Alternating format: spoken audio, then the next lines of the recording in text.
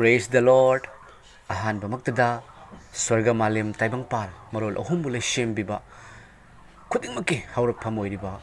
Amakaktang Iriba Leshem Biba Mapu Mahakpu Mapal Naidan Tagachari Amasung Yangbiriba Tabiriba Ichilinaw Sing Ichilima Pabung Sing Punamakpu Dayan Laishram Namukasuhana Yaifa Mongol Nizari Tabiriba Punamakpu Shona Hene Hene Konsin Bisanu Patabadagi Manumatam Sadana Sena Tokpadagi Amasung Norok Tabadagi Ipana Kanbiduna Lobanai the Sagada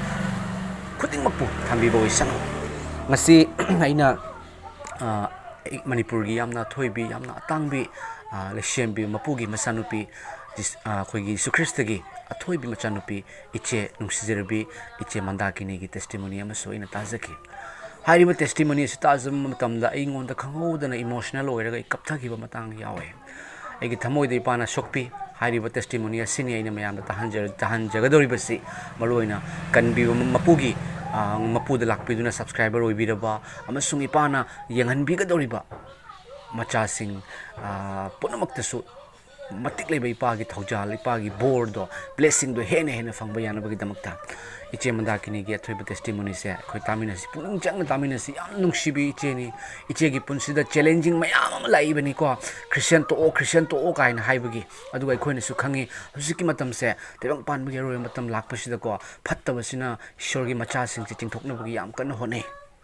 Toki Sukayama Yari when Ekone and a Kangi Manipur Sakna Kaya Christian or Mewapau, Mam Hayamaga Tokre and Mamleko, Adubu.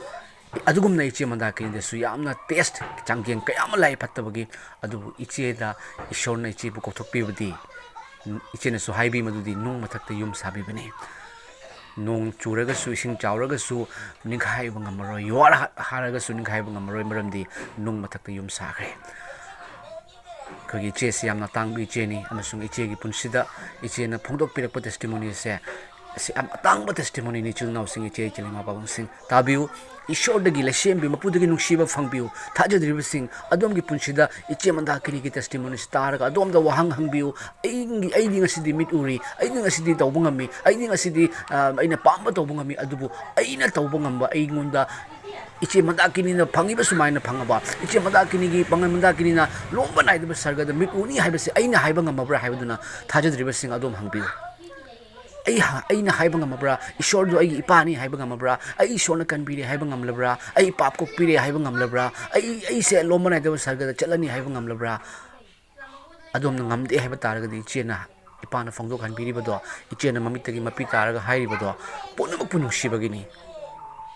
Isu Krista, Lengbira Pimatam Yore, Maramaduna Pung Jana Taminasi, Taba Kakana Taduna, Equigi Tamoida, Laushin Minasi, Aduga, in a Tagachaning Basea, Equigi Logos, Gospel, Ministry, the Yawi, Sing, Ponopu. Isu Krista giving Lena Tagache, Hen Panasina Voice and Oza, Ramananda, Oza, the Equigi Toy, Ozani, Sorna, Equigi Manipur Kaktanatana, Equigi Northeast Kiwina, Amasung. Hawaii, come the Bagita Magtazara Mananda, Shoyamna, Shorgi Matik, Ponduk can be Oza, Ramananda, Oza Joseph, Adugi Ichemandakini, a Sigum Saknai, Oza Sing Kaya, and a Pagitogol Tozose. Aina was a Tagache, Shorbuko, Shobi Tagache, Maramdi, Manadriatega. Tebang Panbagi, or in a film Kumbatarago, say Sambatarago, Ipana, Sargalebaki, Wahi, Sargalebaki, Nushiba, a Chumba Togol Sutavan Bire. Masi the Makayam, Tagache, Pavo, Tagacheri, Tabidi Sing, Chimandaki testimonies. I hope the Gina Loy Power Koyang Minasi, Aduga Adomi Kamen Karili have a Fondo Piramo, a coin of Tajer, Punamaki, Chimandaki, the Makta Hen and Hijaminasi, Chena, Matikle, Pagi Togol Kayama, Taura Kigani. Aduga Tajer of Equidi, Ipana Matam, Chupata Consinbi, Cantori Pagi Kotagi Cananas, Equibu, Munduna Putopangam Leroy, Equida, Bibikiba, Ibungo Mahakti, quite again a chawe. Isemadakini testimonies at Hanjitigi, among the Holy Bible, the Shori Wayamakatang, Patok Serke, Punduk Piva, the Patok Serke, Punduk Piva, Panduptaraga Mapangi, Punduk Piva, Pandup Kungamatogi Pada Maria se. Pada Ahum, Marie say Patok Serge. Aduga Sargadagi Konjel Hona, Asumna Haiba Aina Tare, Yengu, ईश्वर की लेफम अदु मी सिंगी मरक्ता ओइरे महाकना मेखोय गे लेमिनगनी अमसुंग मेखोय महाकी मी ओइगनी अदुगा ईश्वर मसामक मेखोय गे लोइनगनी अमसुंग मेखोय की ईश्वर ओइगनी ईश्वरना मेखोय की मित्तगी पिरांग कुदि तैथोकपिगनी अमुक हना Shiba Baba तेंथाबा kappa अमसुंग Naba लेररोय मरमदि Ariba pot पुमनमक लोइख्रे amen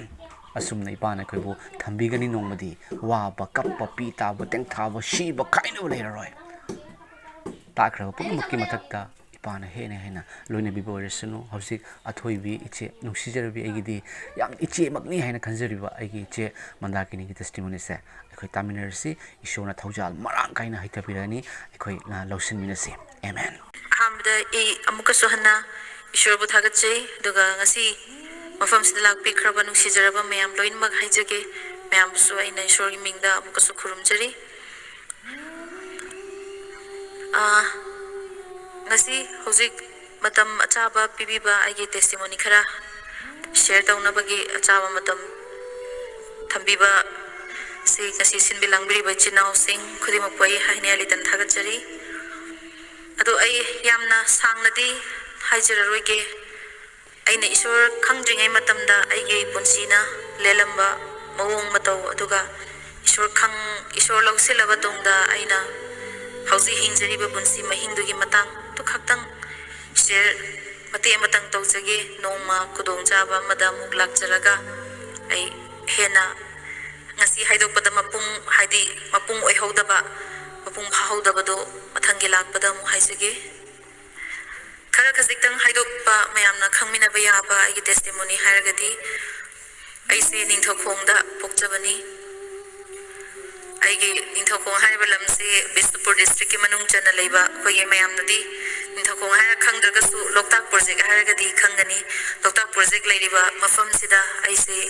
pokjabani aigi chilenau ahum sujai aina khwaidagi last ne aigi mathakta ichi amaga aigi iyamba ibung haitare aigi ibung amaga leijai aduga aikoigi family se aigi pupu gi matam haitare adagi hona Hindu family oina haurakpani adubu aigi oina di Hindu lining da kya kana aigi apamba di leite aduga aisu aigi ningzaba aigi thazaba bagi matungina isoni khanduna atopa lining laison ningduna khurumduna matam kayama aina ngang weringe matamda leijarami aduga aigi punsigi wari liba matamda khwaidagi miyamna ngasi leibiriba church sida leibiba nusirabai chinau singna taningadaba khwaidagi mapung oiba aigi wari di aina mit udaba sigi wari si soidana taninglamgani biobegi punsi habasi testimony sharing habasi aigi punsi leiriba dugi living standard magi lifestyle aduga magi life testimony doni punsi gi wari haise aigi oinadi ai pokpadagi hauraga ai mitse adum udana poklakhi ai mit urakte pokpadagi aduga aigi ima babana lai kya khurumduna madi chenaida ai bu pubiduna aigi mit layeng nanaba yamna hotna bikhi layeng bikhi adubu phaba ko balai khide tasina ngasidagi na chahi 6 years ki mamang 6 years sorry 4 years haitare 5 years ki mamang gumbada su ai mit ki manaba case phakhiba leibra haiduna US ta ai mit ki leiba condition se mukhoida muk thajabani adubu hosik phawbagi oinadi ai mit sigi chap manaba case ta phakhiba amata leitri haina haibirakpadagi aisu try tauba yengba yabadi adum yengjari adubu hosik phawbagi oinadi aigi mitki case phabagi khudong chaba leite haina adum haibiba du oi aduga kara tena haisarabada aigi aina tasina pokpadagi hauraga mit uraktaba haibasi tasina mit uba kana kana gumba phawsu masagi thabak mathanda tawjabada ngamdaba matam leiribane kainom ma thaba ama tarokpada ai thanda yadre nang simta pangbiu haiba matam leiribane adubu ai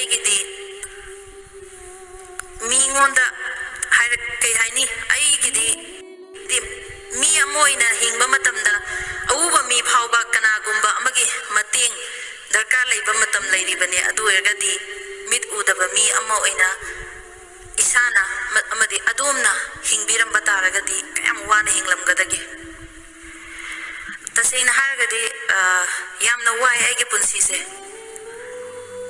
taseina ningsinglubada aigi punsi hawkhiba mayam do ningsingapa matamdadi ai mitagi pi tarakanu haiba yade ai imanabi sing punba yawba phangakte moina awubanina moina dum chakhiba ado ai yawninga su tasina moida as ayet po oinida haidi moi ngakta nungai na tsaga dabado ai amu khut samaga puradi moida ayet po oini haina adubu aisu miyoi bani isona aigi famda awat pa amatta leidana loina mag hapirak banina aisu thamoy ama pan banina adum matam sigi ising nungsit haizaba tare atmosphere khudimak aigi ifamda su loina mag touch loina mag tawe nusirabe janausi adubu pumna mag se skip tawraga dom chatna na ba honai maramdi kaino da ai mit udabanina adagi imanabi sing kumai haraw mathokpa matam da so ai se chatning badi fawe mokoi myam da langba du da yawning ba adubu moida aina yet kadaba do khallaga ai dum lehawe aduga ai punsida ingthaba su phangde aina lai kaya ama khurumaga aina lelamba punsidu da ai ingthaba laite hena sigumba imanabi sing punba ngamdabagi makoiga puningba punba phangdabagi nungaitaba adagi imai pagi mateng pangningba si pangba phangdabagi nungaitaba adagi aigona nungaitaba makhal miyam leigre adu yamna dei haijaroi aduga sumaina lerakbasida matamduda aigi awaba phana leragasu ai adum aina thazaba isoni haina matamduda khangdringa isor khangdringa da thazaba ne ai thazaba isor dum khurmaga leragasu ingonda ingthaba slai leite adu matamduda aina khanbase as aise mingonda yamna yetpa mingonda yetna nabagi polakpa mapok oire aise aduna kaidawni ai ithanda sikibane hena fareda haina khanba matamse masing khangdana yawe nusirabe jinause masing khangdana yawe ai yumdo building ama sai ado yam chawbadi natte koigi khara apik bahai tare kani gumbagine adu khwaidagi last floor hai tare khwai mathak maton sida aina ai di sound se khara slip oi ba pamjai haina ing chik posi pamjai haina ai mathak sida leijabani adu aina amna as ai se mingon de am yet malleda adagi khwaidagi nungai taba mit udabagi nungai taba se akhoi khut sida paiba pot ama makha sida tagi bada thiba phangde ba khoi punsi se sokki mati yamna wa bai tar adubo ai punsi se si paubasu ai wan hinge nu sirabe jinaus ma'am से young बियो ने खुद the pot अमा दम थाद बियो the मिट उइरग मा बियो बा फंगोय बा नु सिर बेचनाउ से अदुना अवाबति मैम ने पुंसी से तेंगन रपसे अदबु इंथब लाइते अदु मतम द खले अस आई से इसाना पाइबा पोट फाउबा फसना थीबा फंगदे पोसिना ओइना आइंगोंदा लगना बिबा गुम तवे अददि आइना ai sirage da ai sirage ai kaidoru dino matamduda ai se ai isai sakba moina di ai mayam na masa khangba aphawa mi di oire phawa so ai punsi se ai sining ba phawe ba ai gi talent se isona di puthok pi dana ai aphawa mi di oire ba matamduda 2000 ai 1996 tagi 95 tagi isai tamme se aduga mayam na masa khangba aphawa singer mandakini na Manipur pumba na masa khangak pasidi 2000 1990 ga 7 98 swai sidagi competition ga yaw ba hoye adagi mayam na ai se phajana khang ba se 2000 sidagi howe ai se phajana isona thanga bi phawre aina aina siragena khanba matamse aina phawrakpa matamsidagi hena hawreba maramdi stage kare thanda ka bangamdaba makeup tawre mingsen yanga makeup tawningba phangaktaba asigumba mayama nupi moina nupi asidi kedrasu phajade hai aduna si me amse facing torpada hoi aigi inau nupi sing aigi marup sing ijiri nau sing aduga aigi imai pa mokhoi yam phai moina di aigi darkar laiba khudimai everything chamada 99% pina na badi honeba adubu mioi ba habase kanana su kanada mating loning da bane ba mioi base aduna makhoi na fasana mating pangbi aduga ngasi joi inau no pi ani ai langminari sene adu makhoi myam sina aigi pena na ba aigi nungai na ba yam na tobi loina mak aduga aigi hauki ba dai inau no pi myam laiki adagi aigi family aigi mai pa ibung adagi chinau sing myam sina adagi asida hozik te amu tim gi leiri ba aigi ibung ipwa myam sina su moi gi mit myam sina all round yengaga ai se suida na pa moina ngakpi sen biraga pui hozik tasina haragadi 24 hour labor matam sida tumba he hagolak padagina phamungda hek tumdri phawbase aigi punsi je challenge neba nusirabai chinau se aduga aina khwaidagi wajabase aigi khutta paiba potse tadana ba yam hona jay maramdi aina khunma ngamdabanina aduna aigi punsi gi wari je aina khangsaba awaba mayam se ningsingba matamda ai yamna wae aduna aigi testimony pina ba harakpada ai se as ai hoi hai budi hai ge dubu ai gi punsi gi wari ado mayam na ai nang sa hai jabado asai mayam na taning is de ai gi mit gi maram gi wari sina ai gi living ai gi lifestyle when ai mit udana lairabanina ai gi kamaina challenge to kamaina lai habisini ba mayam na taning is aduna masigi wari silir pakanda de ai se amna waba aduna nusirabi sinau sing yam wai nusi ai isagi ai gi saksu yam uningi pokpati ngasi phawba aina loina zariba ai gi chinau mayam imai pa is lairiba mayam se nong mata udri ai gi saksi sunong to udri uningba matam yam lei adubu aduna ai awab wari se yam lei adu wari share torarige sirabi sinau se asumaina as ai se waman leda ai gi jinau sing mayam jina moina mating pangbi na hadi moiga iga 24 hour always moiga iga laimina maksu natte aduna ithanda laiba matamda ai thanda tawba thabak ngamaktaba matamda ai se hekta khalle as ai sirage se ai masing thingamdana khangre ai building le chongthage se ai masing thingamdana adubu matamduda aingonda isorna ngangbi baza wa ngangbi ba haidar aina sirage haina khankiba makeup tuda aingonda khambi bagumba ma feel tawba haidar maina ai punsi se yam wana facing tore adu mathakta ai isai gi journey yam wana ai mamana ibu mana ai se isai se ai gi course agoi gi isai gi course ta mamana ibu yam wana isai taman bire loiba fawa taman bire mamana aduga aina folk research tawa matamdadi khoi mai manau pi ada khoi chichi mukhoina mateng pangaga folk research tore aise dumaini isai gi journey si su tamdaba su yadaba mayam ga mimana na basu khotna daba yadaba awaba marsida sumaina sum le adugu aingonda ingthabadi leite aina isai program chatluraga halak base hekta nuai taba aingonda haidi imana bi mayam langnari ba tawri ba mayam tarubada adum nuai taba aingonda feel tawe aduga dum halak basida noma ikhang khangawtana aingonda ishwargi wahai se thunglaba haitare Jesu Christ gi wari se aingonda ikhang khangawdana lakhi ai hozik mayam na hozik ai tabiba isai Jesu muk lakhini thajaba singbu khom lakhini haibe isai do adugi isai do namnabagi record tawnanabagi khoi dari siga khoi iyamba maga makhoi ani silaga aingonda hai ada aina Jesu gi isai do ai sakpa hai gadrane haina hai matamduda su aina Jesu thajadaba oirabasu Ishwargi isai sa u haipa matamda aigi thamoina yaningdabadi leite ai sakjage haina adubu ai khanau se khara siye program yamna chatpagi adu kamai tawsige mukhogi thajabagi firep se yam chetle da wedari siga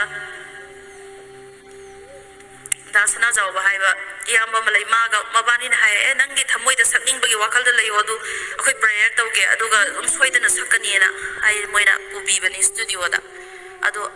aise isai amakak phauba sakpa ngamoidra haina aise khalamme ai khanau je yamna khonjel je yam sidhaba hai tare aduda adubu wedari si na prayer tawbi dasana jawba mabani na prayer tawrakanda aina record tawkhiba isai se isai amak phauba sakpa ngamoidra haina khalamba aise isai tarama thoi record taweba nusirbai sinause isai tarama thoi se isor thagat ba jisu gi nusibada sai thaba jisu thagat ba jisu na ikhoi gi damak ta wabi khiba si myam se sai thaba isai ngaktane isai tarama thoi se record tawba ngame ada ai khale jisu se ahing ba isori oi bazani ko ai ne isai ama phau sakpa ngamoina khalambadu mokhoina prayer to bi badu gi mapana ai isai ama phau sakpa ngamoi khalamba ni isai tarama thoi record tawba ngamba sidi ai punsida amu hanna thu oroi ko si se haina khallaga ai thamoi da su isor se ahing bani habagi thajaba madi lakhi adugi tungda ai onda boroi nai christian orak paside ko dari sina yamba ai gi ayamba nate chama da chama hai tare dum 100 to 100 koi ngasi logos ki keyboard player oi na lak piriba to logos ki team leader oi biriba koi dari si na ai onda isori wa hai se libiraga ado aina christian oirak na bahona bada maha kyam na wabi khibani ado chahi aina christian oina bahona bada wari libada 5 years changi chahi manga changi aiso isor thajada bagi dinatte isor gi maram se chumbra kedo bono haina ai yam kupna thizaki adugi tungda ai ngonda isor gi wahai se tara ga ingthaba leram da bai gi punsi sida ai ngonda ingthaba wakhal lak ba hore aduga ai ngonda hena sirage haina da khalamba ai wakhal se hinningbage asa karigumba kanda fawrak matam lakre isor gi wahai taru bodagi adudagi sigi matak sida akoi blind person sing mayam ga mimana dadana hawrakpa makhong chatpa ngamdaba su oisanu aduga mamit udaba su oisanu lon thokdaba su oisanu asi singse christian nataba atop mi sing nadi mapa mama na mahan hanmuki mapokta pap torongani aduduna moise mama mapa gi pap tuna moina mamit udrini moina mana tadrini moina maron thokdrini na smaina lana treat tawbasu layeba nusirabai sinause adubu aina matamda da aigi ima baba phauba aise waro khiba asnoina pap tawbai maram nani ko ai ngasi mit udri se kaina angang warida moi phauba asuk yamna wana aibu kadai da kari soi khidage ani yingsin biri bai gi ima ipa do phauba ai nusi khidaba nusi raktaba matam lai khiba noina pap tawbai ni goina mit udri se aduga kona last di aina isor gi wahai bible se dum pedari sina wari lina mana ai ngonda bible su dum pau kholo han hai da ise bible se dum pai parakanda in a bible verse amakhak thingna jabani gospel Johan chapter 9 verse 1 to 3 and 41 se gospel Johan chapter 9 verse 1 to 3 and 41 sida iramba se aina paro bane haibidi jisuna sum lakpada pokpadi mamit udraba nupa ma thengnai maduda mana magi sebok singduna rabi ma smai nupa ma smai mamit udri se kari gi no mana mit udri se magi mama mapa na pap tawbagira natraga angang sina pap tawbagira haina magi sebok singduna hangba kanda magi sebok singda jisuna khumki natte mana mit udana pokli base mama mapa na pap tawbagi sunate aduga angang asina pap tawbagi sunate adubu mahak na mit udana pokli base iswar gi matik manga phungdok na bani haina bible verse da ina thengna bani aduga hariba bible verse sigi gospel Johan chapter 9 verse 9 sigi verse 41 da su hai nakhoi na mit ubagi maram na nakhoi pap leiri adubu nakhoi mit uramdrabadi nakhoi mit na torba pap khudi makto leiram loidabani hain pap tawba habase pap ki horok phamdi uraga pap tawba sine ba sengna haraga dinu sirabe jinause aduna uraga akhoi gi mit sina khanba phawa pap ne hay adudi uraga tawri bududi kayam yana pap chawrongani aduda ai ithanda proud ama ishora chawthok chaba laiki maramdi o ishor aibu mit udana pokhalam liba se aingondagi na laiba phaba kanamata leiramdre ishor nangdi achumba asengba ishor oiraga leirame maramdi aina mit una po amabadi ishorgi mati mangal phongdokpa ngamlamdaba su yai adubu asi aina mit uramdabana ishorgi mati mangal phongdokpa ngamme haina ai thajaba se aduda lei aduna o ai khoibu pap mama mapagi pap na mit udribani haibado totally la laga leiramba hai tare khoigi asengba ishorgi wahaina irambadadi mit udraba singi pap mit na torakadaba pap khodi mak leiti haina iramba sida aina tasengna ishora chawthok jaba galena harau jaba fauki aduna masigi wahai sina aingonda hena thauna bibiki hena aingonda hinningbagi wakhal hena fauhan birakhi aduga asagi mamangda khidari sina aingonda haikiba ishorgi wahai sing mayam dusu aina ningsing jara kanda aise 2014 gi July 27 da aise baptize tawjarakpani sifausina isor lausindring aigi mamangi wari oikre aduga isor lausilaba tungdagi di aigi punsida lakpa changes singdu khasiktanga haijaramge yam sangladi matam laujararoi ai dada ramandasu leibi banina ishorge wahai mayam khoi tamina hausi masi ai bungna laklingai sida ai gi loisilak pasida ina haijani musi ishor lausilaba tungdagi di ai thanda sining basu phau khidre aduga awaba mayam mayok naragasu aingonda madu face to bangambagi on thauna lakre maramdi aigi warasu any problem awaba malerakpada aigi ishorda aigi ipada ipa ishor aigi punsi se sidi si oire nahang naibu chingbiu pangbiu haina aigi achikpakada aina prayer tawjaba aina ipada aina haijaba matamda prayer loiba matamda aigi awaba se loina kokpa ngambagi aingonda adugumba nungaiba ma aingonda faurakre sirabe jinause aduna hojik aikhoina Christian oibada Christian oibe yaroi Christian tokadabani haibagi pressure yamna lei khoida maroina aingonda yamna lei Christian to Christian dharma se nokoi chat kanona yam kanna aingonda haiba lei madugi chapchabadudi kana na haiba habadudi mi mamingdi panjaroi aduna aina no sirabe jinau singda haijari aina Christian oidringaida mai thikiba thabak kayama laiki adubu aina Christian oiraba tungda aina mai pakhiba ayama oiki tasengna aina 2012 da aise GTV sarega mabada competition chasabani matamduda ishorgi wahidi khara taba haure jisudi lausindri adu matamduda aise top 15 phawba selection phangaga competition round di yawa phanghan birakte adu aise yam ningba kaina moina discriminate torakpaduda aise yam nungai tana halakhi isei ga se sakpatu oge gaida mo khallabani aise adu matamdasu akoi dari sina laaga nang adu maina wakhal handari ba kaigino nangi da maktai so leiri akoi mayam leiri sidi adu nang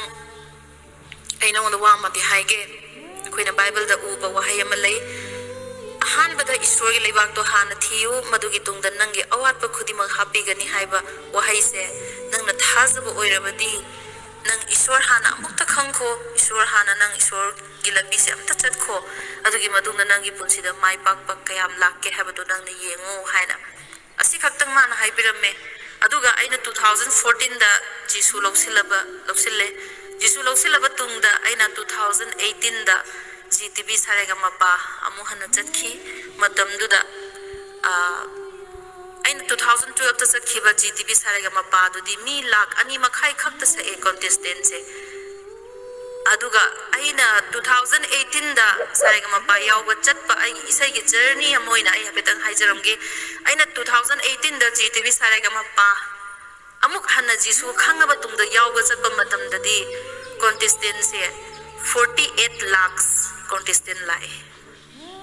mi lakh nifuga nipan contestant akhoi gi Indian Idol sina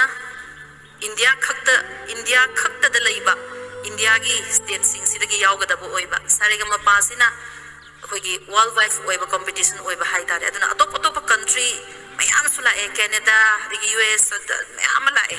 aduna pulap punsela kanda mi lakh 48 lakhs lae contestant se aduda aina jisu khanga chatkibaduna nushirabai chinau sing aina phangjar position se mi lakh nifu nipan competition tawbada aise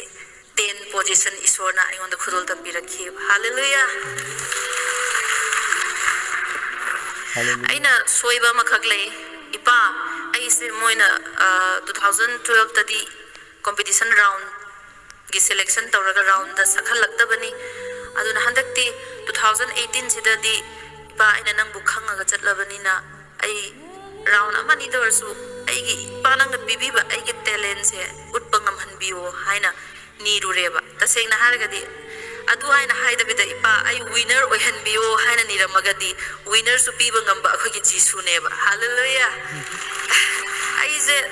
aige prayer do khatang soigre aduna ipana nangi asi phawbagi level da thangal abadi yarni haina isona aigi mai pakhanbi base 2018 dadi aise 10 position holder ni lakh ni funi pangi manungda tara suba rank se ayonda bibirakpani asina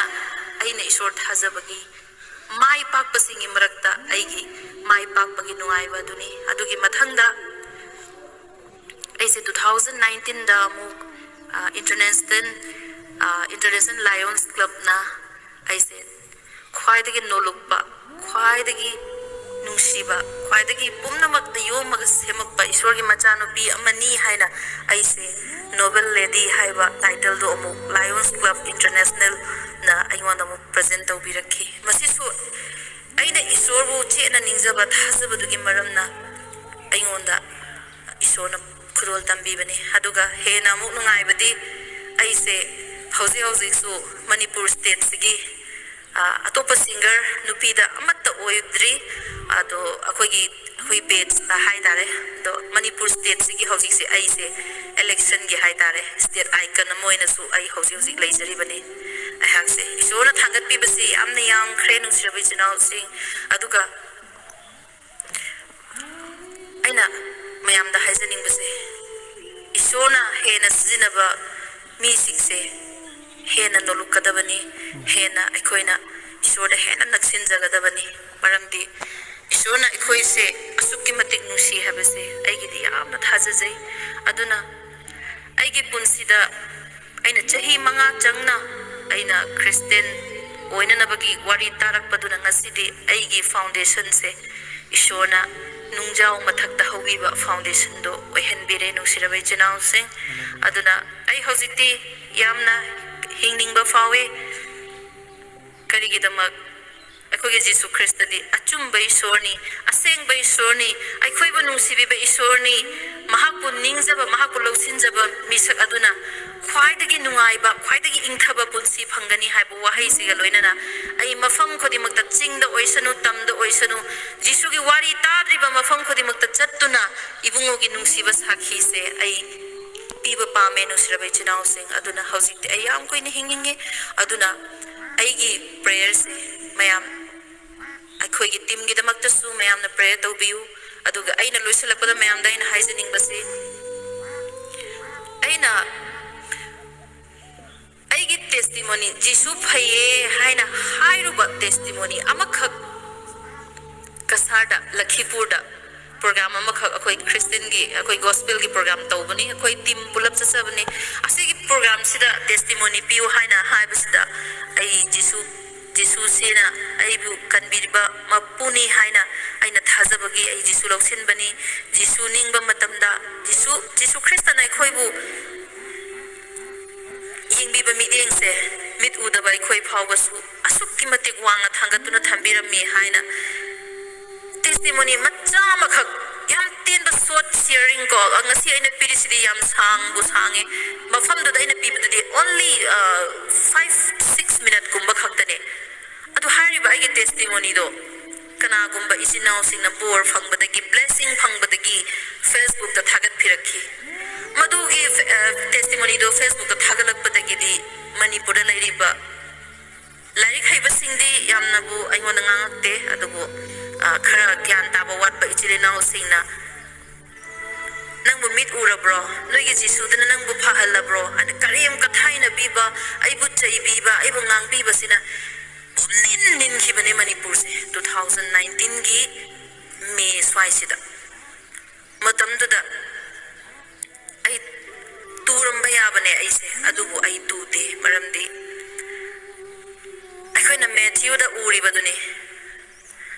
maramdi thawai tonba singdu yai fabani maramdi sarga laiba makhoi gini hai kana gumbana na khoibu jisu gi maram na khoi da thina chairabadi madu yai fabani haibado ai di matam dagi hona yai fabi oi khreba nang sirabai chinau sing hallelujah ai am na harau sabase ai on da adu gi wahai mayam ne mo thina chaibase ai taba ngamde adu bo ai makhoi gam tamanate moi gam ta ai khanage hana su khan khiba laite aduna matam du fauba aina mayam pomna makna manipur pumba na ngang badugi reaction se hausi kadai da leiri haibada nusirbai chinau sing aingonda film isai aina saktra di fazaroi haina hairamba film isai kaya amasu hausi di jisu ningi haiduna aingonda pirakhidre film isai chama nambada 99 kakhat pikre aigi lifeline oijaba ai profession aduga aigi manipur tauba manipur da isai program chama torokpada program 95 aingonda gi kakre maramdi jisu ningi haiduna adubu ai kaisu chingnaba laite taibong palgi thaba khudimakti kongol gumbani bor laite amaronda aduba ngasi aina haidorliba wahai sing asigidi ai mana yamna layenu sirabai chinausi ai khoina ngasi tawriba thogalse kaisu lemna mangba laite aduna aroibada aina mayam da haizeri ai jisu bu thadogloi ai jisu bu yam nungsi mahagna ekhoi gi damata kathok pikhiba mayam do adu yogna ekhoi na ngasi thogal tawriba si phausu ngamba natte aduna ngasi aina mit udabagi awaba wari khara dang share tawda mayam su thamoi kairamgani adu ai ngasi warabasu hosi ai inaw no bising lai adi tim sigi ai nusiraba ibung sing ipwa sing mayam siga hausikti chatminare yam nuaire adana hausikti aingonda ingthaba fange ai asa leire hingningba faure aduga mi busu hena nusiba ngamme aduna ai gi dream ai gi mang ai asa ma khak leise ai gi dream se ngasi aina taibang pambada mit udadana awaba mayam mayok naraga leirabasu ai mado awaba duna ngamhalloi maramdi ai adum awaba dugi mathakta ishwar ga loina duna ai madudagi aina face tawba ngamnaba hona duna dum chatkani masing ngamnabagi dama mayam prayer tawbiu aduga taibang panda ai gi mitsina uba phangdana wana len borabasu hayeng sargadadi ai gi mitsina hek pangthorak pa matamda ai gi mitsina hek ubaga ahan boina ihan hana ugadabado kanbiba mapu Prabhu Jisu Christabu ai gi mitna ugani haibasine ai gi thasabase thank you ai testimony se swai phawna pisage